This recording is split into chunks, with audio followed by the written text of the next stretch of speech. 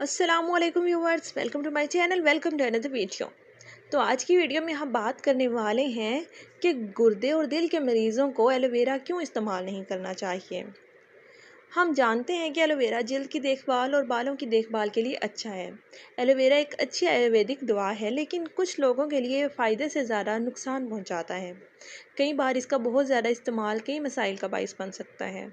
Aloe vera के मुस्बत असरात के साथ साथ बहुत से मुज़र असरात भी हैं। तो आज की वीडियो में हम जानेंगे कि किन लोगों को एलोवेरा का इस्तेमाल नहीं करना चाहिए।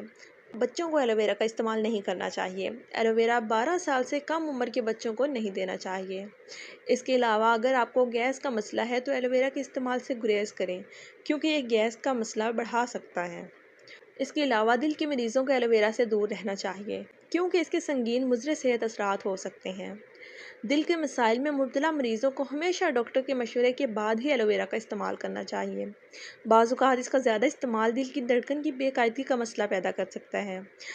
और इसके अलावा अगर आपको पहले ही गुर्दे की पथरी है तो एलोवेरा खाने से पहले किसी अच्छे डॉक्टर से ज़रूर मशवरा करें।